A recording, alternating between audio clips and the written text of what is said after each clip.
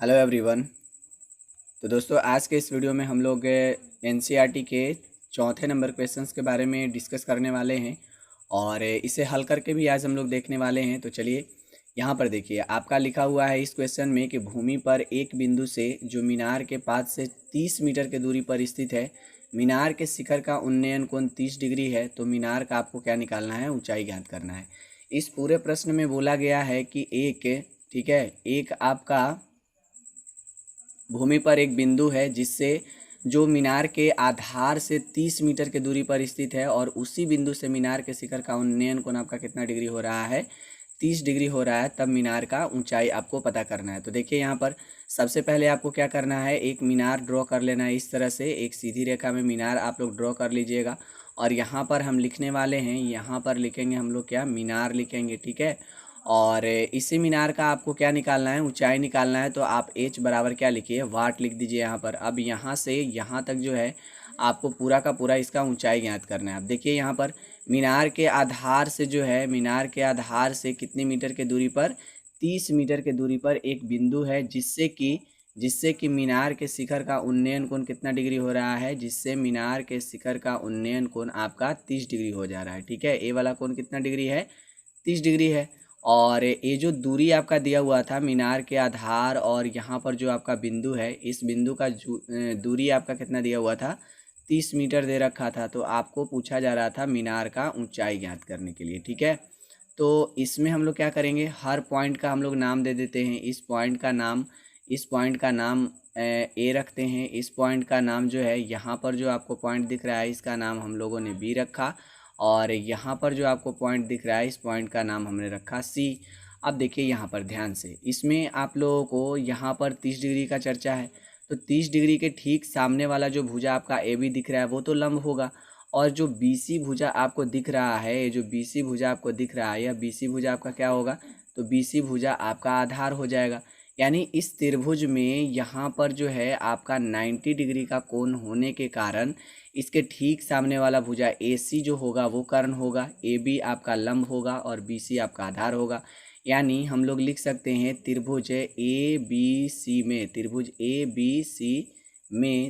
ABC में क्या लिखा जा सकता है, तो लंब और आधार का चर्चा है। यानी किस त्रिकोणमितीय अनुपात में ये आ जाएगा, लंब और आधार, तो ए आपका tan में आ जाएगा। कितना डिग्री का चर्चा है, 30 डिग्री का, तो tan 30 डिग्री बराबर हम लोग लिखेंगे लंब। यानी AB और आधार के जगह पर हम लोगों को क्या लिखना है, BC। अब यहाँ से देखिए tan 30 डिग्री का मान होता है 1/√3 हो जाएगा और AB का मान आपको पता करना है, H दे रखा है आपका AB का मान और BC का मान आपका 30 है। अब यहाँ से हम लोग क्या करेंगे, तिरछा तिरछी क्रॉस मल्टीप्लिकेशन गुना कर देंगे, ठीक है। तो यहाँ आपका हो जाएगा √3H बराबर 30 आएगा। अब इधर से आपको क्या करना है, यहाँ से हम लोग H का मान निकालेंगे। तो H बराबर आपको मिलेगा 30/√3 मिलेगा। रूट जो है, यहाँ पर H का जो मान है वो 30/√3 आया। अब इसमें जो नीचे हर के रूप में √3 जो संख्या आया हुआ है उसके हर का जो है हम लोग परिमेयकरण कर देंगे। तो हर का जब परिमेयकरण होगा तो ये आपका 30√3/3 होगा। ये यहाँ से आपका कितना बार में कट जाएगा, 10 बार में कट जाएगा। यानी आपका हो गया 10√3 मीटर। अब यहाँ पर जो 10√3 मीटर आया यही आपका आंसर होगा। दोस्तों हमारा अगला प्रश्न है, यहाँ पर देखिए इस क्वेश्चन को मैं आप लोगों को अच्छे तरह से समझाता हूँ। इस पूरे प्रश्न में बोला गया है कि एक पतंग जो है वो धरातल से 60 मीटर की ऊंचाई पर उड़ रही है और पतंग को जो है भूमि के एक बिंदु से बांधा गया है। और इसमें एक चीज़ और बोला गया है कि भूमि के साथ डोर का जो झुकाव है वो 60 डिग्री है। यह मान करके चलना है कि डोर में किसी भी प्रकार का कोई ढील नहीं है। तो डोर का लंबाई आपको ज्ञात करना है, ठीक है। अब देखिए इसको हम लोग किस तरह से हल करेंगे। तो सबसे पहले आपको क्या करना है, सबसे पहले जो है एक धरातल यानी भूमि को इस तरह से ड्रॉ कर लेना है। अब इसमें क्या बोला गया है कि धरातल से कितना मीटर की ऊंचाई पर, धरातल से 60 मीटर की ऊंचाई पर एक पतंग उड़ रहा है। तो मान लेते हैं कि 60 मीटर का ऊंचाई यहाँ पर जो है इस तरह से हो गया और यहाँ पर इस पॉइंट पर जो है पतंग उड़ रहा है। अब देखिए पतंग का जो डोर होगा वो इस तरफ होगा, पतंग का जो डोर है वो आपका इस तरफ है और यह डोर जो है धरातल के साथ कितना डिग्री का कोण बना रहा है, तो धरातल के साथ जो है 60 डिग्री का कोण बना रहा है। तो आपको जो है क्या निकालना है, ये जो डोर है आपका, इस डोर का आपको लंबाई निकालना है, डोर का लंबाई आपको पता करना है। तो देखिए इस पॉइंट को, इसमें जितने भी पॉइंट बन रहे हैं उन सभी पॉइंट का हम नाम दे देंगे। मान लेते हैं यहाँ पर इस पॉइंट का नाम ए है, यहाँ पर इस पॉइंट का नाम बी, और यहाँ पर जो है इस पॉइंट का नाम हमने माना सी। अब यहाँ पर देखिए एक ऊर्ध्वाधर रेखा है BC, और AB जो है AB जो है वो आपका ऊर्ध्वाधर रेखा है और BC जो है वो क्षैतिज रेखा है। तो यहाँ तो 90 डिग्री का कोण बनेगा। तो इसके सामने जो भी आपका भुजा दिख रहा है AC, वो आपका क्या होगा, कर्ण होगा। और 60 डिग्री का चर्चा है, तो 60 डिग्री के ठीक सामने आपको कौन सा भुजा दिख रहा है, AB दिख रहा है। ठीक है, 60 डिग्री के सामने आपको कौन सा भुजा दिख रहा है, AB दिख रहा है। तो जिस कोण का चर्चा किया जाता है उस कोण के सामने वाला जो भुजा होता है वो लंब होता है। यानी इस पूरे त्रिभुज में आपको जो है लंब का चर्चा किया गया है और कर्ण का चर्चा किया गया। तो इसे हम लोग किस तरह से बनाएंगे, सबसे पहले तो इसमें आपको जो भी चित्र बना है उस चित्र के अनुसार जो है आपको कुछ लैंग्वेज लिखने होंगे।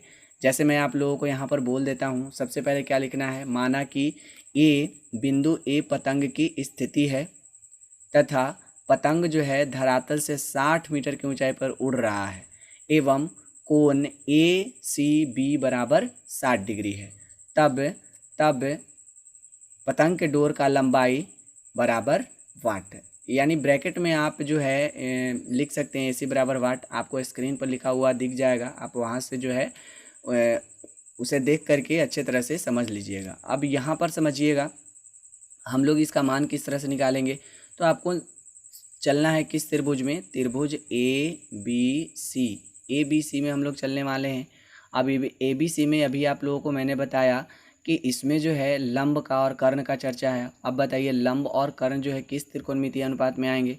तो यहाँ पर जो है साइन एक ऐसा त्रिकोणमितीय अनुपात है जिसमें लंब और कर्ण आता है। तो साइन थीटा लिखते हैं, थीटा के जगह पर कितना डिग्री का कोण बना हुआ है, 60 डिग्री का। तो आप यहाँ पर साइन थीटा लगाइए। साइन थीटा बराबर क्या हो जाएगा, लंब का मान क्या दे रखा है यहाँ पर AB, और कर्ण जो है वो आपका किस रूप में है, AC के रूप में है।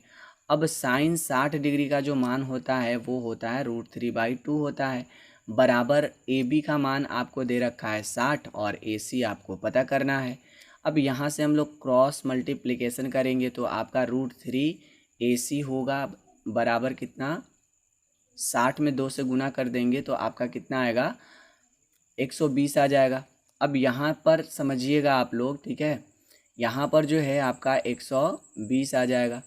अब हम लोग यहाँ से AC का मान निकालेंगे तो आपका बनेगा 120/√3। अब √3 का जो है परिमेयकरण कर लेना है आपको, तो √3 का परिमेयकरण करेंगे तो 120 √3/3 आएगा। 3 से आपका 120 जो है वो कितना बार में कट जाएगा, 40 बार में कटेगा। तो आपका AC का जो मान होगा वो 40√3 मीटर ये आपका हो जाएगा आंसर। चूँकि AC ही तो पतंग का डोर है तो आपको लास्ट में क्या लिखना है, अतः पतंग का डोर का लंबाई ब्रैकेट में AC बराबर कितना हो जाएगा, 40√3 मीटर। तो दोस्तों अब हम लोग बढ़ते हैं नेक्स्ट क्वेश्चन की ओर और उसे भी हम लोग हल करने के लिए सीखते हैं।